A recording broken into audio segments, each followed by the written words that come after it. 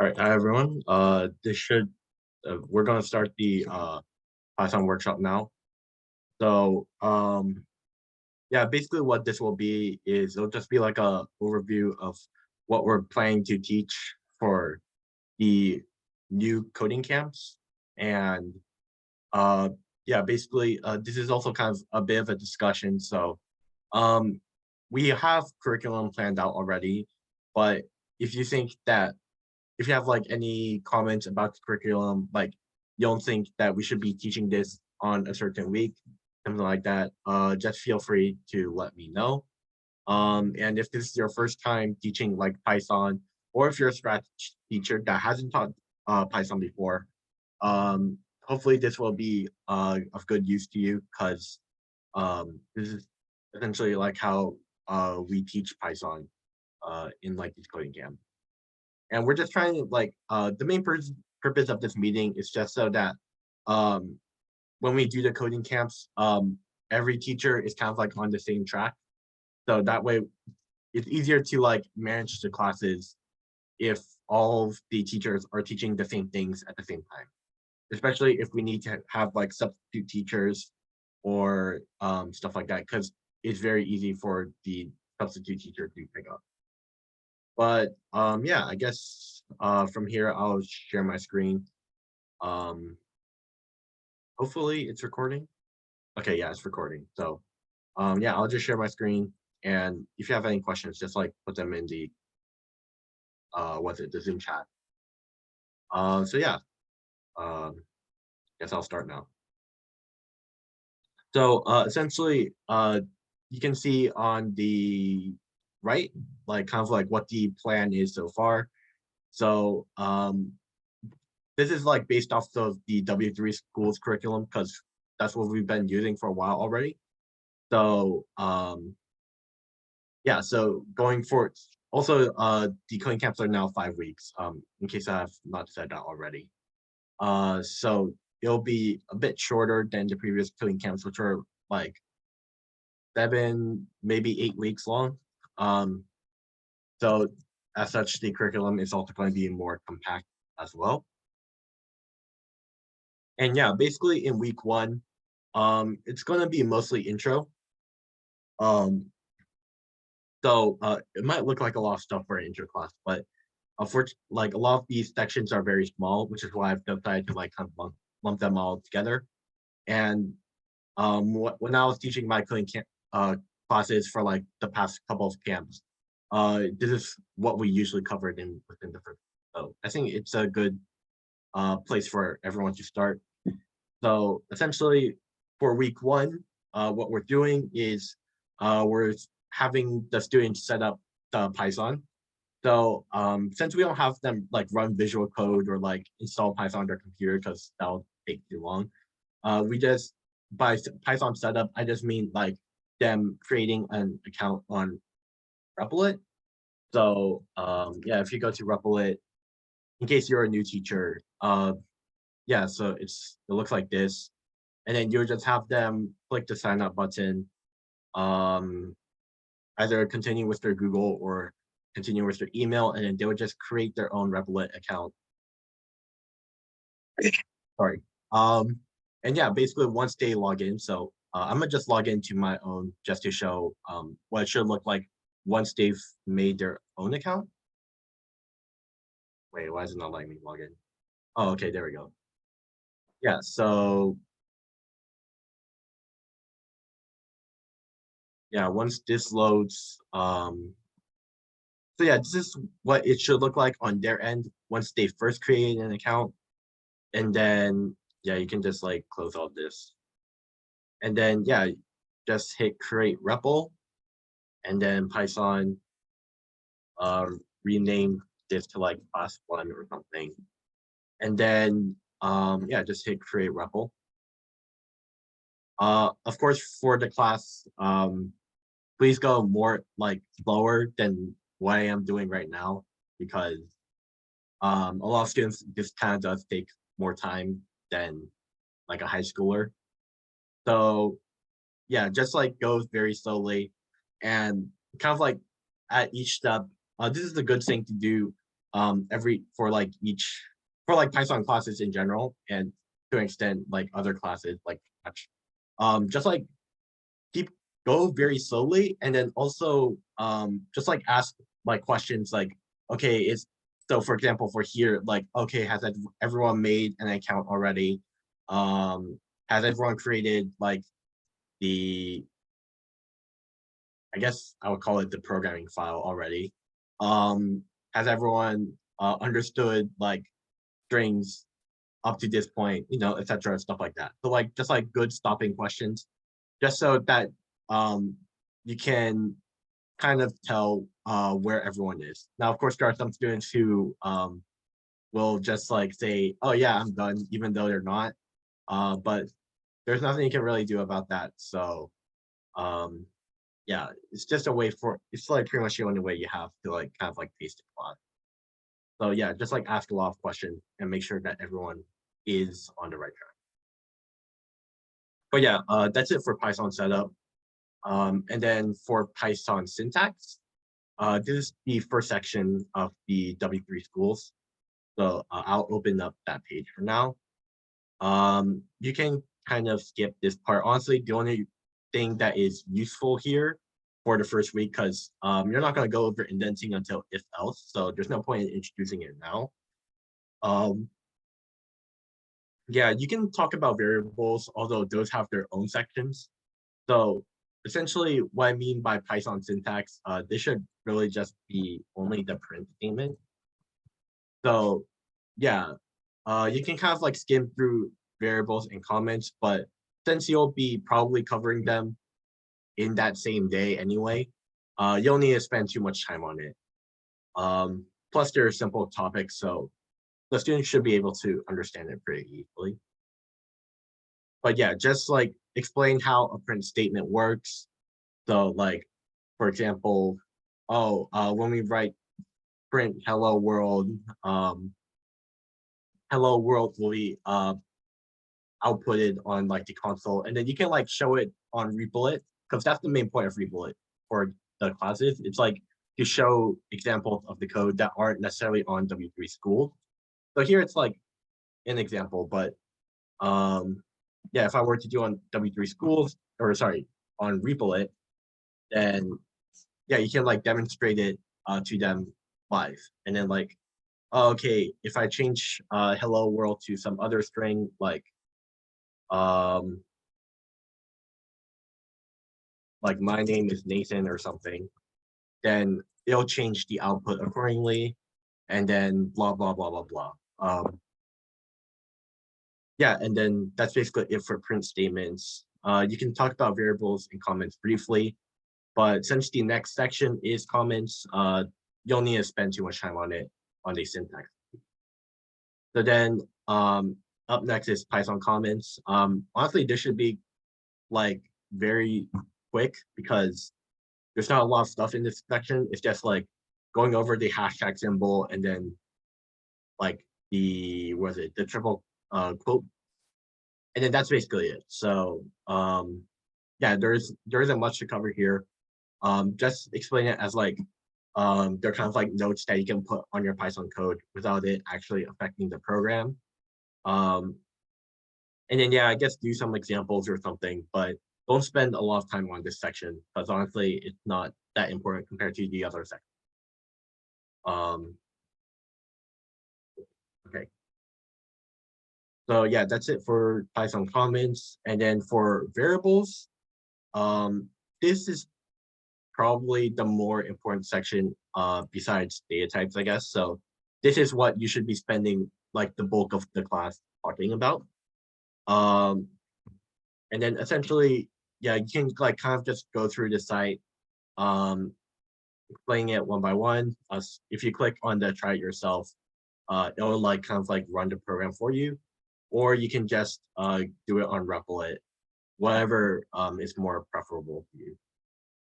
But yeah, just like explain how variables are like used to store data values in Python, and then you can like talk about the different data types, because like you'll talk about it eventually because there's already a separate data type section. So you can briefly like explain it because that's kind of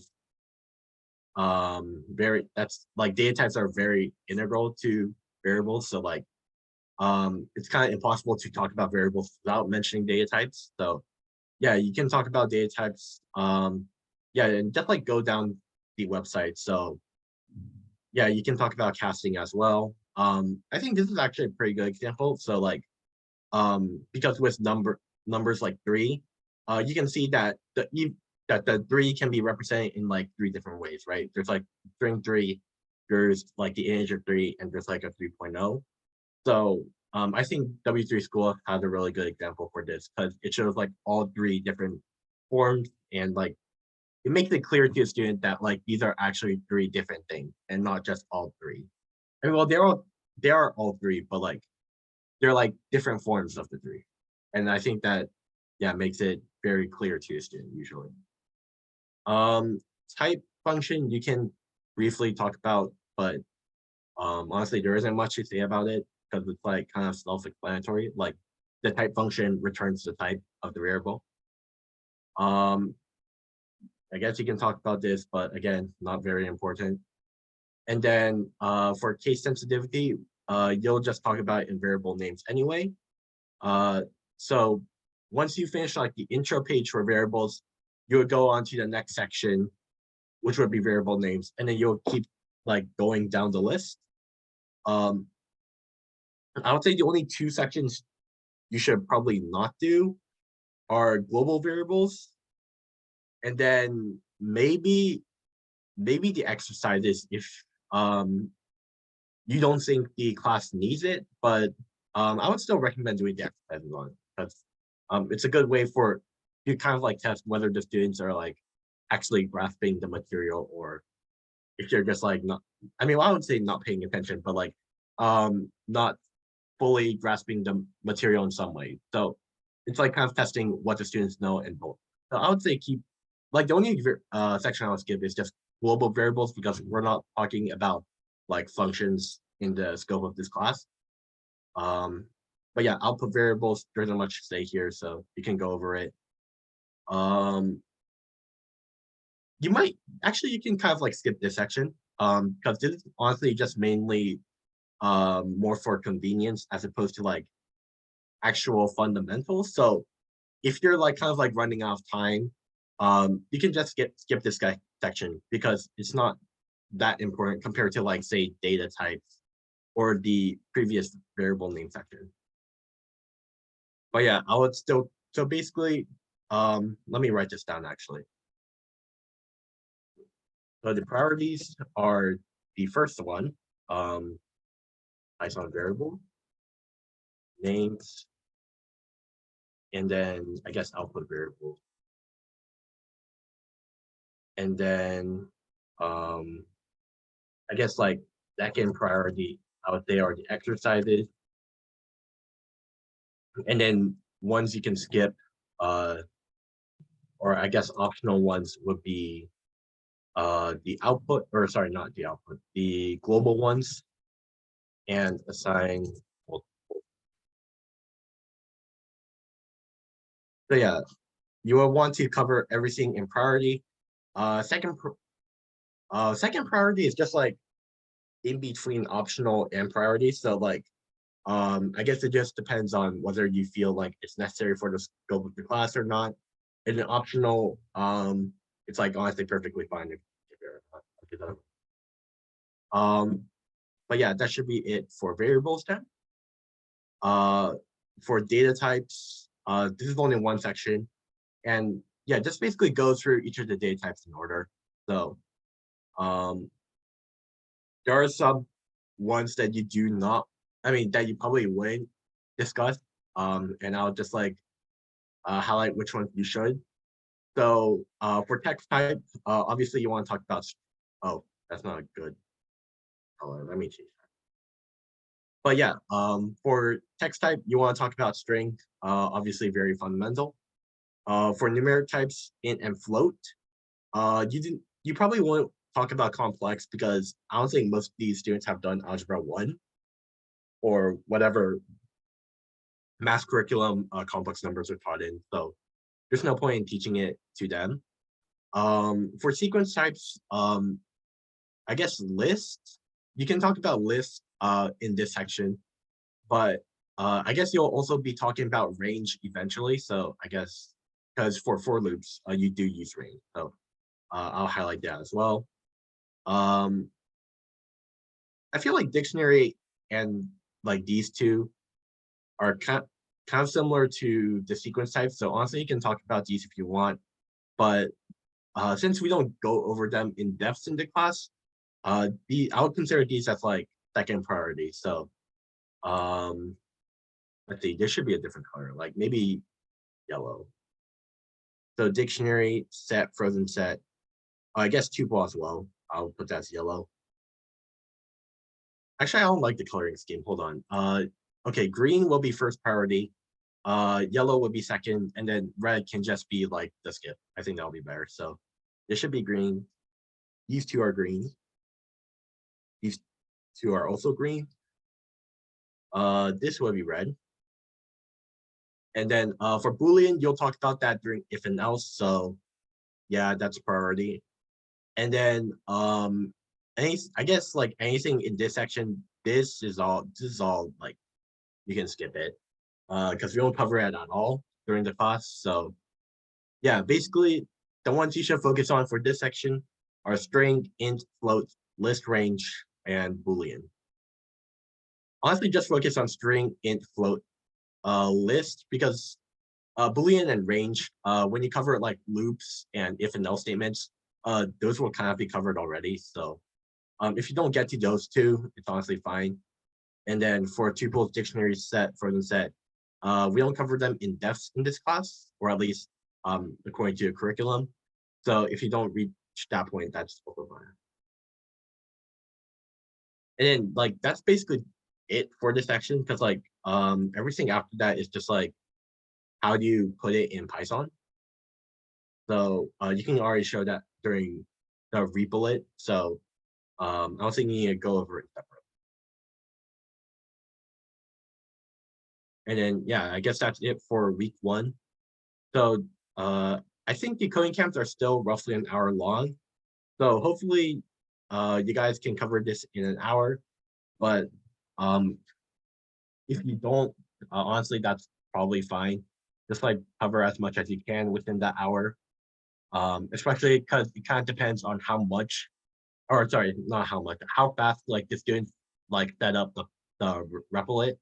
Because for some students it'll take kind of long, and for other students they'll just do it like instantly. So yeah, first week is always like kind of messy when it comes to timing. So don't worry if like you've only gone up to like the end of Python variables, because you can just move Python data types to the next week and you should still be. But yeah, that's it for week 1. So if there aren't any questions, I guess I'll move on to week 2 and kind of like explain what you need to cover there. So for week 2, we have numbers, casting, and strings. So I guess I'll go through each of those sections separately. Again, for numbers, don't talk about complex. We're not doing complex because the students most likely don't have the math background for it. Most of this is just review. And then, yeah, just like go through this section, explain what integers are. Honestly, if they know what integers are from math, then it should be very like easy for them, because if they already have the math background for integers, then there's not much to explain. Same with float. Just say that floats are decimal. They'll probably understand. But if they don't know what, if for some reason they don't know what decimals are, then yeah, I guess explain it. Um, but yeah, most students usually understand ints and floats pretty well. And then yeah, scientific notation. You can talk about that. Skip this. And then for conversion, you can talk about it briefly. I guess the main idea that you should have students take away from this is that when you convert an int to a float, so for example, if I have x equals 4, and I do print like, or not type, float x, then essentially from int to float, we just add a 0.0 at the end. And then if this was a float originally, then and we convert it to an int, then it'll become just an integer. Like we only take the integer portion, and kind of emphasize to your students that you always round down, because I know a lot of students get like confused and think, oh, you just round to the nearest integer, but that's not true, because like normally 4.5 would round to 5, but in Python when we convert it to an integer, we just like get rid of the decimal part. So that's why it's good. So kind of like explain it like that. Make sure they understand that it's always rounding down, and you're essentially like throwing away the decimal portion. But yeah, that's it for this section. And then for random numbers, you can kind of go over it. I don't think there's any harm in doing so, but if you skip it, that's also kind of fine as well, because we don't really talk about it later in the class. So it just depends on whether you have time or not, I guess. So I would consider this optional as well. And then the exercises, yeah, just do them if you think that the students don't understand something. And then for casting, depending on how well you explain like the previous section on variables and data types, because casting already appeared there. Honestly, you can like skip this section. So you can either choose to cover this in the first week or the second week, because it depends on like how much time you had on the first week or second week. But you can just, I think the safest thing to do is probably just review it anyway, because a lot of students forget some stuff, especially if it's been a week. So you can just like briefly go over it. And yeah, usually the main conversions are like ints, floats, and strings. And with ints and floats, we've already covered it in the previous number section. So just cover like everything, like, or how do I put this? Cover basically ints to strings and floats to strings, and then strings to floats, strings to. which is honestly very simple because you just add the quotation mark or remove the quotation mark. So basically, this section shouldn't take very long at all. And then for Python strings, as you can see here, there's a lot of was it? I guess like subtopics to Python strings. So again, this should be like the main bulk of the class. Yeah, you can like skip the printing section because you've already covered that. Same with variables. Yeah, you can briefly talk about multi-line strings, I guess. And then yeah, this is like the key portion, like the string indexing system, because basically if the students get this, then essentially they understand like lists, tuples, dictionaries, ranges. Like they basically understand like 5 other data types if they understand the string index. Because a lot of it is just overlap. So kind of like really make sure that the students understand this. So what I like to do for this section is I would just like write it out on the Zoom, like hello space world, and then the exclamation mark, and then kind of like put the index numbers on the bottom. Usually I would just draw this actually instead of like type it, because once you get to like the numbers, it kind of doesn't align properly. So I would just like actually write it like by hand like this.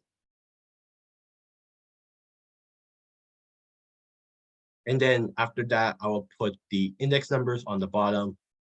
So the capital H will be 0, E will be 1. I'm not going to fill out the whole thing, but in your class, of course, you should be filling out the whole thing. And then, yeah, explain like, okay, so if we get the first index, or if we get index 1, don't say first index because that will confuse the students. Just say index 1 or index 0, index 2, stuff like that. Or position 1, that's fine as well. But yeah, like at the index 1 of this string A, like we get the letter E or something like that. And then honestly, you can like kind of oh, is it not in this section? Okay, so there should be like another section. Yeah, slicing string.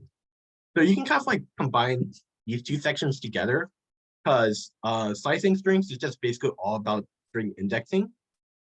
So you can talk about like negative indexing, and then like the slicing or substrings within this very first section, because I don't think there's a point in splitting it up because they're all about the same thing anyway. They're all about indexes. So just talk about slicing strings and the index system first, because that's the most important part. You can skip this part for now because most likely you wouldn't have covered loops by this time. Lengths of the string, there isn't much to say about this, but I guess some students sometimes confuse lengths with like the indexing system. So like, for example, this would be lengths. Wait, I actually need to count this one. Yeah, this would be lengths 13, but a lot of students will say, oh, this is lengths 12 because we start from 0. So just like clear up that misconception for them and kind of explain that for length, we actually start at 1. And I guess like also be patient, because it'll tend to be kind of confusing for a lot of like new time students. So yeah, just like be very patient. If they mess up, they mess up. So just correct them and move on. And then you can like briefly talk about the in operator, but I believe we have the operator section, right? Yeah, operators is the next week anyway. And in the operator section, we already talked about in already. So if you're like running out of time, you can just skip this section because you'll cover it again. And then, like I said before, this entire section, slicing strings, that should just go to the front. So cover slicing strings first, and then After that, you can move on to modifying strings. Honestly, modifying strings and like string methods, this is basically the same thing because they're just talking about different string methods used to change the string in some way or form. So honestly, this is kind of like not priority. So if you're running out of time in the class, you can just skip this section because it's not too important in my opinion. Actually, I take that back. You do want to talk about. I would say like actually you can just talk about everything here. Because even though upper and lower aren't, I would say are not as important. Uh, I would say strip and replace are very more important. So definitely talk about those two. And then for split, um, when it comes to lists, I don't, you probably wouldn't have talked to your students about lists by this point. So you can kind of like come back to split later, but definitely talk about replace and strip because those are the more important functions for all of these five.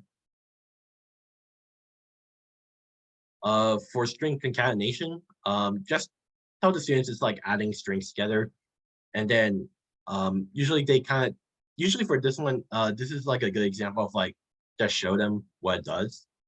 So like here, the hello and the world get like put together like that, and then if we add a space in the middle, then there's a space in the middle in the new string.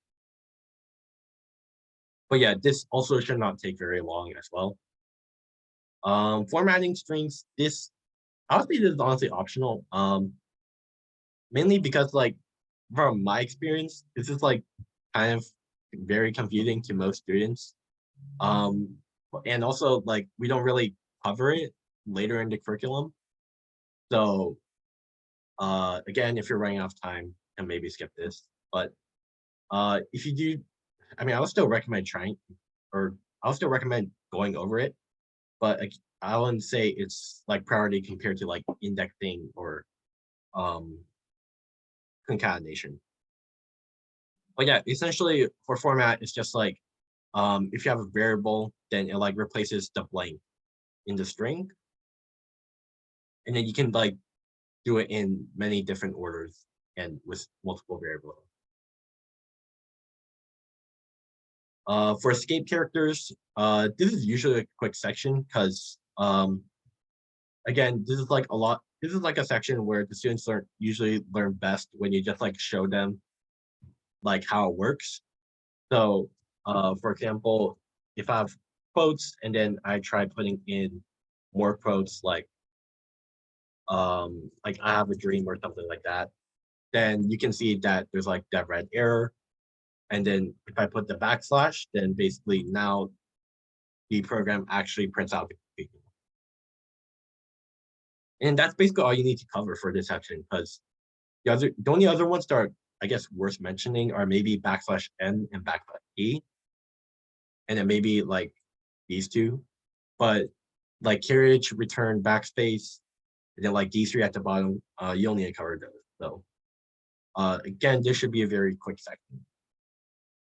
For string message, honestly, just skip this because you're not going to have time to cover like every single method. So yeah, you can just skip these, and the most important ones are probably already covered in modify strings anyway. So yeah, just skip this section completely. And then the exercises are just the exercises. So yeah, that should be it for week 2. And then for week three is basically all about the if and else. So if week 1 was like variables, week 2 was strings, week 3 is like all if and else, and then week 4 is list. Or sorry, week 4 is loops, not list. So yeah, the priority for week 3 should be the if and else statement. So, but of course, in order to understand if and else statements, you need to understand like Booleans and operators first. So, for Booleans, I think the Boolean section will probably be kind of quick, mainly because there are only 2 values that they need to know, which is true and false. And it's just like kind of simple because it's just like if the statement is true, then it returns true. If it's false, then it returns false. So yeah, it's kind of like self-explanatory. So there's not a lot of explanation that's really needed for this, in my opinion. And then for operators, I usually like putting it between like booleans and if and else, mainly because the thing is that some of the operators deal with like strings, so it's good to cover it after the strings, and then also requires like the Python's numbers knowledge as well. So I would put it in the middle between booleans and if else. So yeah, for the Python math operators, of course these ones should be very simple, and maybe exponents if they've already covered that far in math. And I guess the only confusing ones are modulus and floor division. But if they've done like division before, they should know what a remainder is. So you can just tell them that modulus just returns the remainder of the division of two numbers. And then floor division is like, instead of getting the remainder, it only gets the integer part of the quotient. And of course, give a lot of examples for these. So for example, if I do 5/2, instead of getting 2.5, I'll just get 2. So something like that. Assignment operators, honestly, the only one you need to cover is equal, but you should have covered equal at the very beginning of the section when you talked about variables. So you can just like skip this part, honestly. Comparison is like the main important one because that deals with booleans, and that to an extent also is related to if and else. So the comparison operators, of course, we have the equal, and make sure you make the distinction between single equal and double equal because that also confuses a lot of students. So for single equal, right, it's like assignment. I'm setting x equal to 5. But for double equals, I'm like checking if x is equal to 5. So something like that, just like make that distinction. Not equal, it's like the exclamation mark equal. And then like these four they should already know. I mean, honestly, they should know all of these, but like you're just like showing the Python terminology. So this should be a very quick section as well. And then the logical operators, again, this is also related to Booleans. So yeah, just like go over these individually. But also, I don't think you need to spend too much time on these because they basically mean what they mean in English, right? So in English, if I say I want A and B, it means I want both A and B, not I want either of them. Or it means that I want either A or B. So if I don't have B, that's fine. If I don't have A, that's fine. As long as I have one of them, that's fine. And if we're not, it just means like the opposite. So if it's true, not true is false.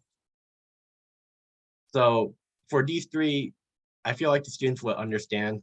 Usually they do understand fairly quickly because it's just basically what they mean in English. So you can kind of skip this, mainly because I don't think we ever use is and is not in the rest of the curriculum. And also we kind of don't talk about objects in this curriculum as well.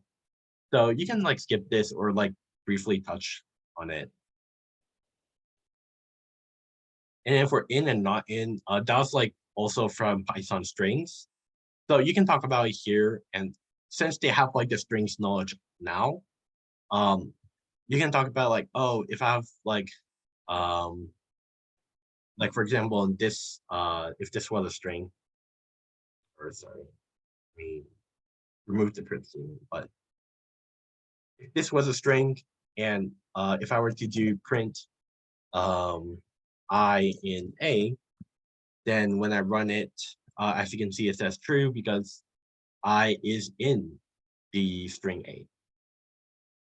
And then, yeah, just like show examples for these, like 1 or 2 should be enough for the student to understand.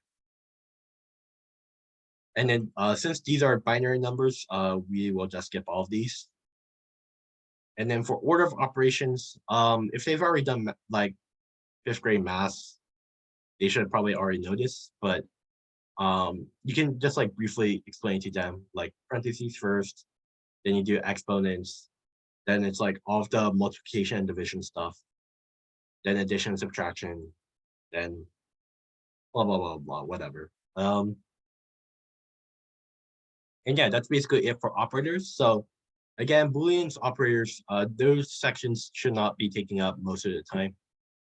It should be the if and else. So yeah, so with the if and else statements, this is the first time where you should probably bring up, go back to the syntax page and like start talking about indent, because in the previous sections, we never had the need to talk about indent, but it's a good idea to bring it up for if and else, because that's where it's actually useful. But yeah, essentially for if and else, it's just like conditional statement. So explain that explain that the condition in the if statement needs to always be like a Boolean. So it needs to be either true or false, or something that can return true or false. And then like basically if the condition is true, then we run the code beneath it. And if it's false, then we just skip it. And then yeah, just basically go down the page and explain each concept individually. I guess for elif and else, those are kind of self-explanatory. But I think the thing that mainly trips students about if, elif, and else is that sometimes they don't understand the distinction between like this is going to be just like pseudocode. So this is not like actual Python code, but like if I have like if A, B, A is greater than B, and then I have like some print statement here. A lot of students will not understand the difference. Let's see. Actually, let me do this. Print something else. So a lot of students will not understand the difference between two if statements and then one if statement and one elif, because these are two different commands, right? The first one, if let's say A was 1 and B was 1, if I had two if statements like that, then it will run both print statements. But if I had an elif, then it would not run the second statement because the first statement is true. So I think you do need to make that distinction, usually, because a lot of times students will just like pick either going all if statements or if and then all elif statements, and then they never understand like the distinction between elif and if. So I guess just kind of like emphasize that to them, make sure that they understand it. And for else, usually it's like kind of, usually they understand else, because else is just like the catch-all command. And then for the shorthand stuff, if you have time, I guess you can explain it. But since a lot of these are very niche, because like this is only if you have one statement to execute.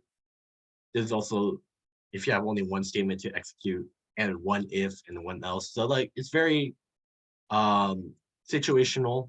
So it's not as practical or as fundamental as the other parts of this section. So honestly, I would just recommend skipping all of this, then going straight to where is it?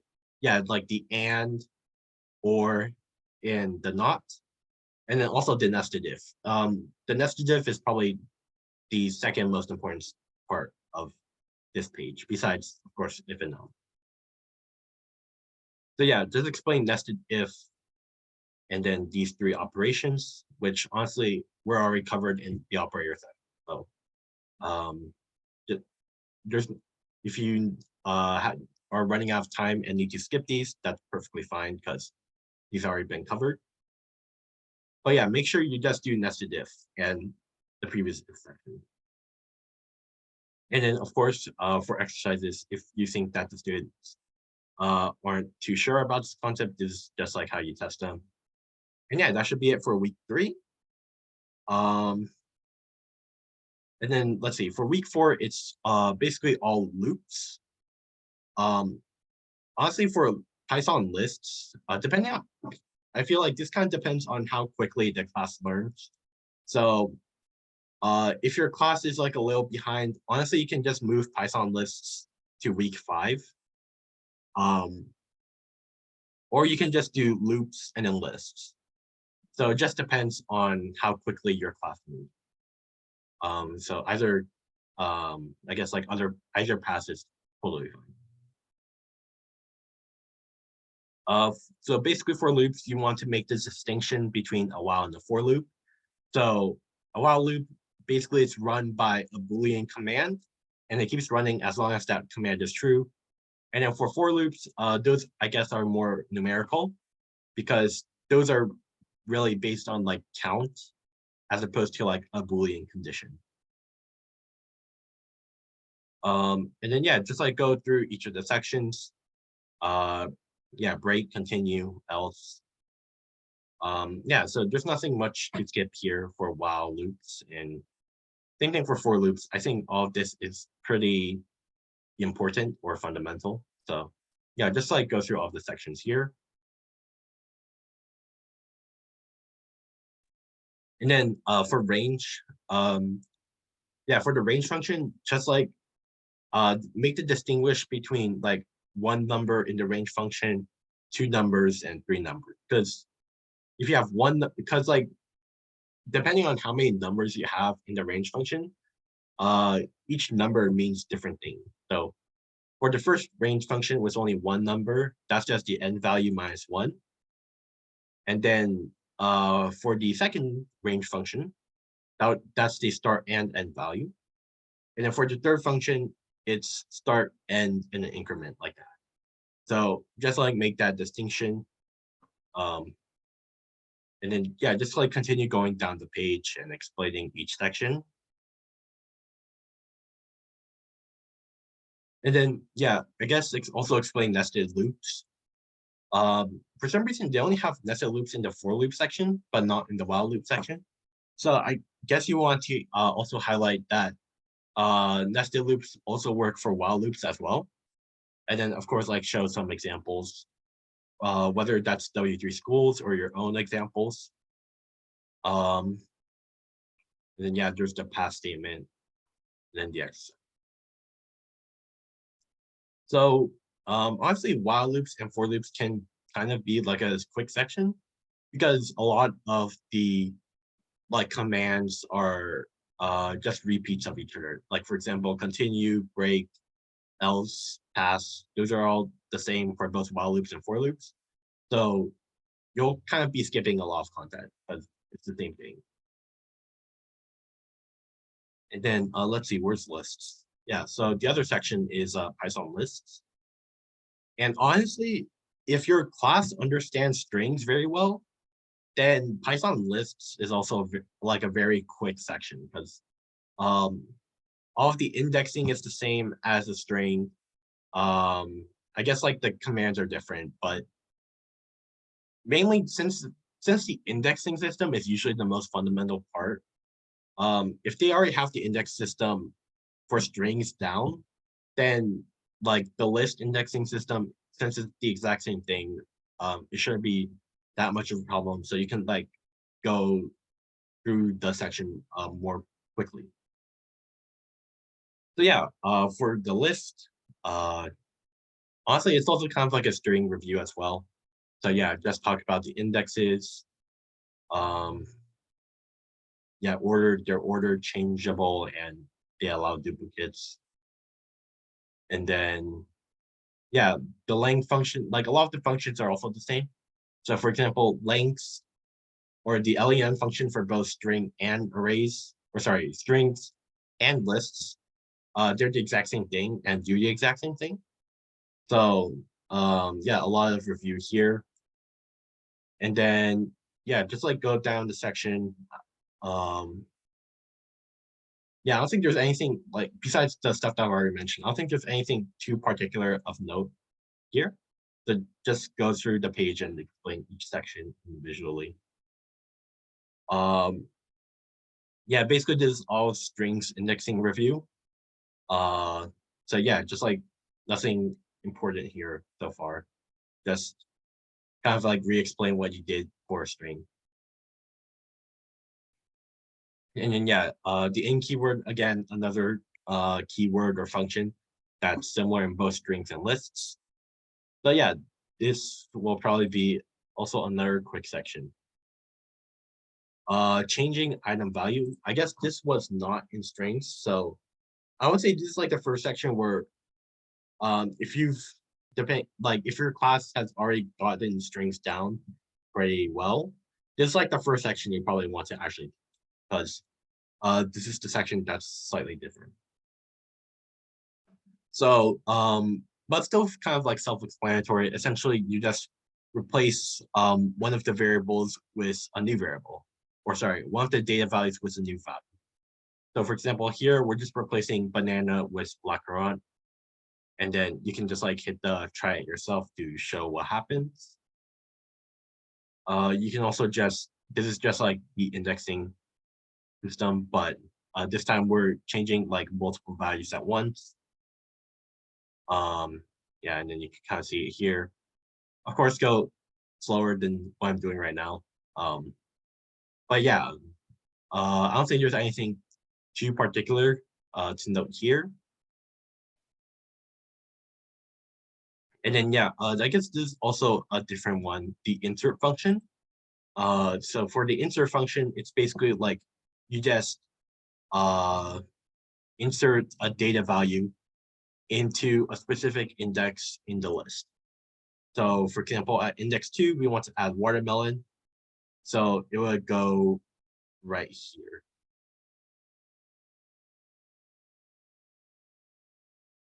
But yeah, I guess nothing too particular to note here either.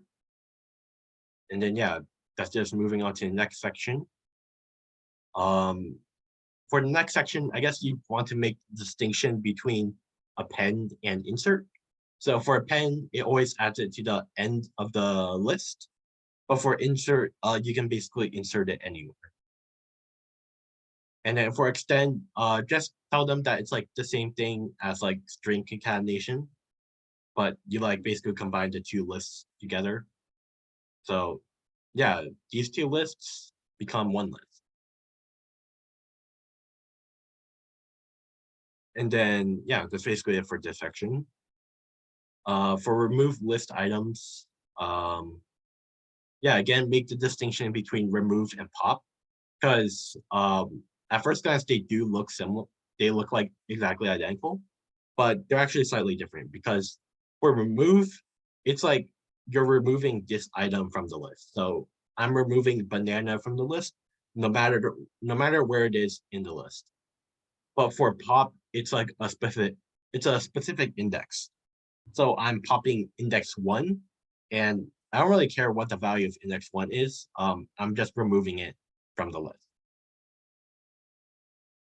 So pop deals with index, and then remove deals with like actual content, if that makes sense.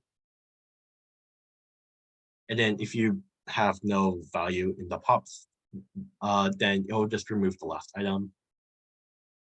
I guess you can also talk about the distinction between delete and clear, because even though they do have the same thing, uh, there is like a subtle difference, because for delete, essentially like when you use the delete keyword, the list no longer exists in your program at all. So if you were, yeah, like if you were to, oh wait, that's not the right one. But if you were to delete the entire list, then what should happen is that this print statement will give you an error, because this list is no longer a variable because you literally deleted it. But for clear, um, it still exists within the system. It's just that it's now empty. So yeah, just like make that distinction to the students, because it's a little subtle, but it is still different. So yeah, that should be it for this part. For loop lists, since you've talked about loops by now, you can also revisit the, I think there was like a string loop section somewhere here. yeah, like you can revisit the looping through a string section and kind of like talk about looping through a string and list side by side, because again, it's kind of like the same thing.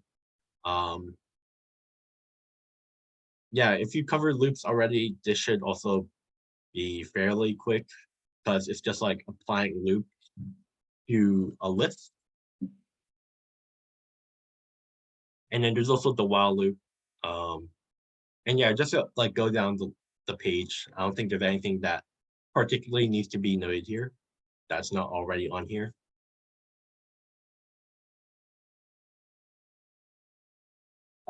And then for list compression, uh, you can kind of talk about this, I guess, but um, I don't know if there's anything too important here that is necessary for the curriculum. So if you want to skip it, you can just skip it, if depending on whether there are enough time constraints or not. Or sorry, if you have enough time or not. I would say this section is that important. Sorting lists is, yeah, this is definitely more important. And for sort, it's kind of simple to understand. It's just like you sort them from increasing order, from whether it's like number value or alphabetical order. And if you set revert equal to true, then it goes the other way. This is a little customized sort function, but like since we don't talk about functions, you can just like skip these. And then yeah, just like skip this as well. And I guess for reverse order, you can talk about that because that's also simple. Because essentially you're just reversing the order of the row. And then for copy lists, I think this is pretty important because this is a mistake that a lot of students do. Because yeah, a lot of students will just, if they want to set two lists equal to each other, they'll just do list two equals list one. And basically that doesn't work because now you're saying list two and list one to be exactly the same thing. So if you change list one, then you also change list two. And if you change list two, then you also change list one. So usually most of the time that's not what you want. So yeah, going over the copy method and how it works and why this is wrong is all very important.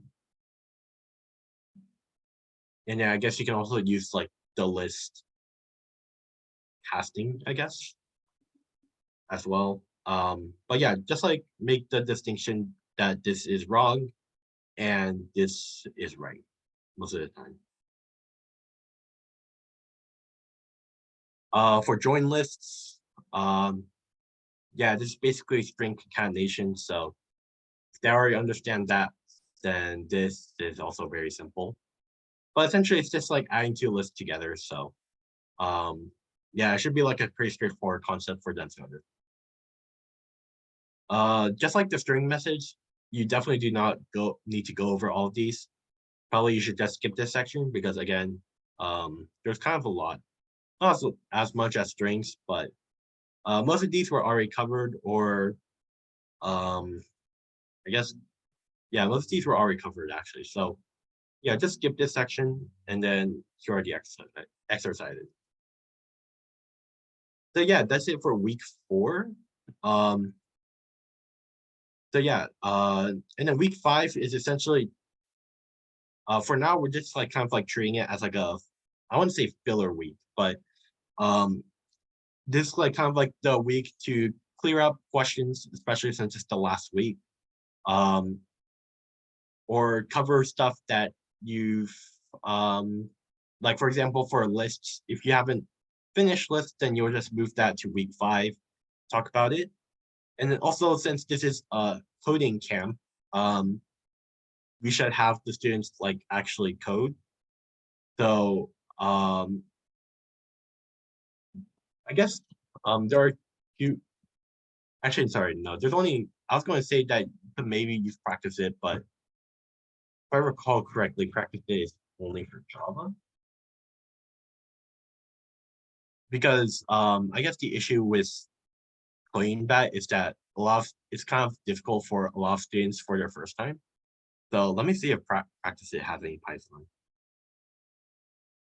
Okay, I guess not. So yeah, for now, for coding practice, you can just use coding bat, I guess.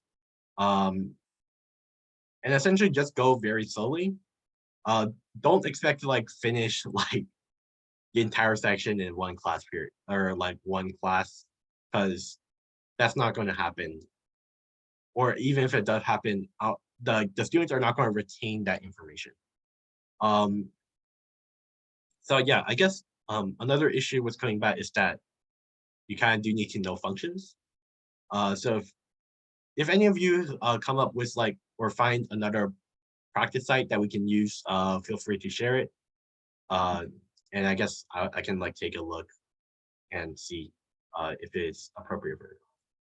Well, for now, we'll use Killing Bat. And essentially for Killing Bat, we're just having them like solve problems and kind of like apply the knowledge that they've been learning throughout like all of the class.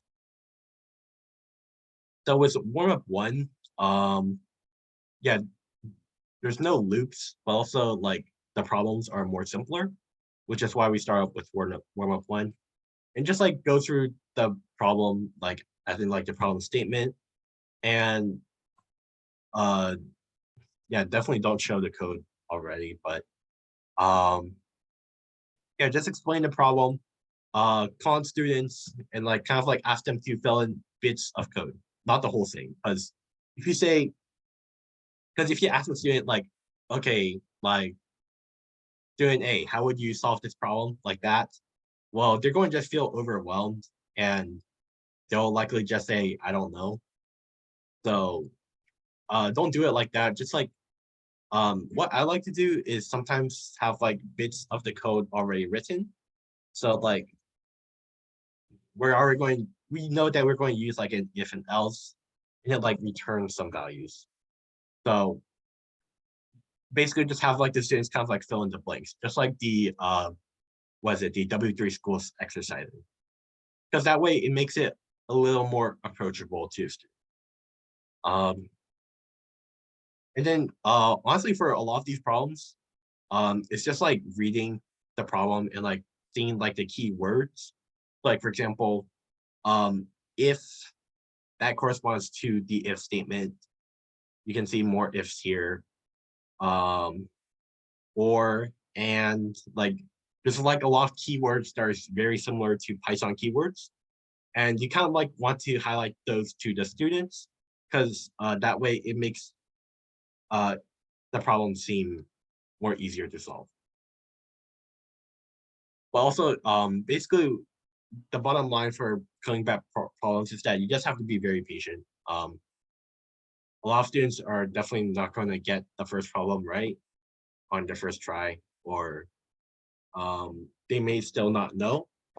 And I guess like these problems are also a way for you to kind of tell like which areas the students are lacking. So, for example, in this problem, if they're like constantly getting stuck, maybe it's a time to like review if statements and operations again. So that's just like what the week 5 is all about. It's just like clearing misconceptions or questions that the students might have, and just making sure that they understand it at the end. So yeah, I guess that's it for all of the curriculum here. I guess something that's not in here, but I guess I do want to show you like how to use the compiler if you've not done that before on Replit. So um, essentially what you do is you just like type your code in here, and then whenever you print something, it'll be outputted to the console. So for example, if a equals 5 and you put the print a, then the 5 will appear on the right hand side of this. And that's basically it for as for the basic functions for the class. Because pretty much you're only going to be printing stuff to console or like changing variables. So yeah, that's basically it for the compiler. And I guess yeah, does anyone have any questions or suggestions or comments, complaints about the curriculum? You can just type in chat. You don't have to like say it out loud. Barely.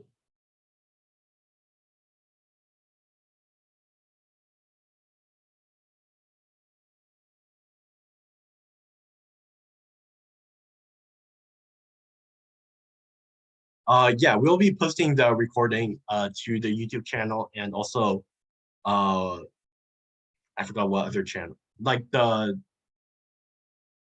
what Discord channel was it? Let me pull this up.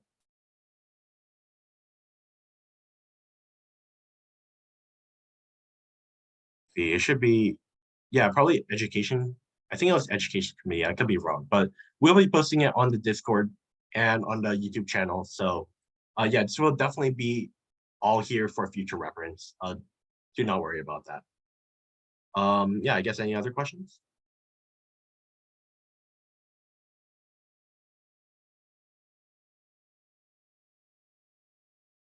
Well, okay. Honestly, if you don't have any questions, I guess you're free to go. So yeah, thank you guys for coming, and yeah, hope you guys have learned a lot as to how to teach Python for the new people.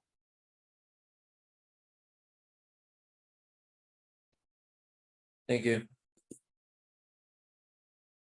Thank you. Thank you.